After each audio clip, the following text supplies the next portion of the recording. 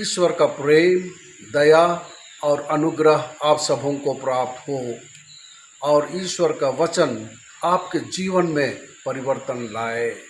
आज सामान्य समय का 5वां रविवार है।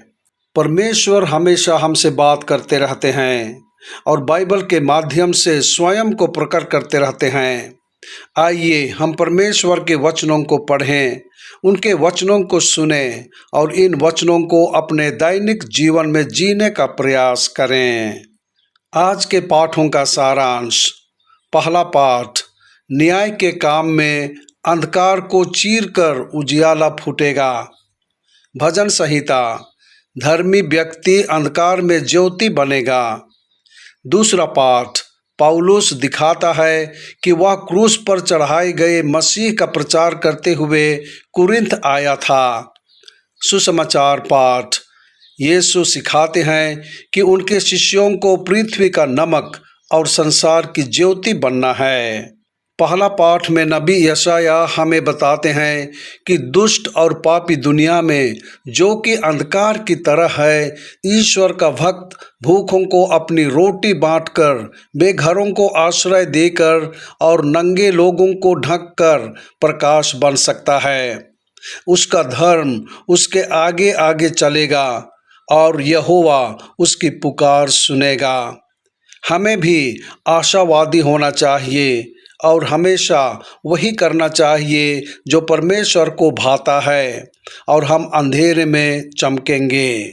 दूसरे पाठ में संत पौलुस ने कोरिन्थ के लोगों को लिखते हुए उन्हें बताया कि जब वह पहली बार उनके पास गए तो उन्होंने उन्हें क्रूस पर चढ़ाए गए मसीह का उपदेश दिया। उन्होंने उन्हें ऊंचे शब्दों या ज्ञान में उपदेश नहीं दिया।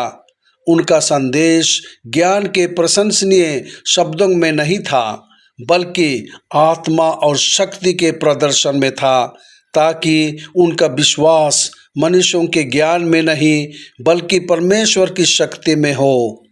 संत पौलुस ने सीधे संदेश के साथ प्रचार किया कि यीशु ही उद्धार करता है, जो हमें बचाने के लिए हमारे लिए क्रूस पर मर गए।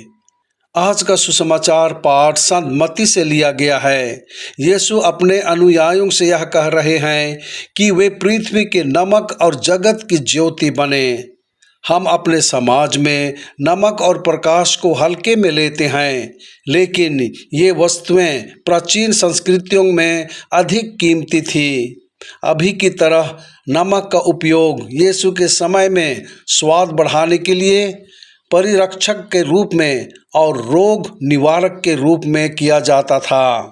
सामाजिक न्याय के प्रति हमारी प्रतिबद्धता उस उपदेश से प्रवाहित होती है जो यीशु हमें आज के सुसमाचार में देते हैं। यह प्रतिबद्धता हमें जिन गतिविधियों की ओर ले जाती है, उनमें से कुछ को दया के शारीरिक और आध्यात्मिक कार्यों के रूप में अधिक ठोस अभिव्यक्ति दी जाती है। जब हम भूखे को खाना खिलाते हैं, नंगे को कपड़े पहनाते हैं, शोक करने वालों को सांत्वना देते हैं, तो हम खुद को धरती का नमक और दुनिया की रोशनी दिखाते हैं। जब हम ये काम करते हैं तो हम वास्तव में पहाड़ पर बसे हुए एक नगर के रूप में कार्य करते हैं, जिसे छिपाया नहीं जा सकता। प्रार्थना। हे प्रभु यीशु ख्रिस्त, आप हमें पृथ्वी के लिए नमक और दुनिया के लिए प्रकाश बनने के लिए कह रहे हैं। हमें उदार और त्यागी बनने में सक्षम करें, ताकि हम गरीबों और ज़रूरतमंदों की सेवा कर सकें और इस प्रकार दुनिया के लिए आशा और खुशी का स्रोत बन सकें। आमीन।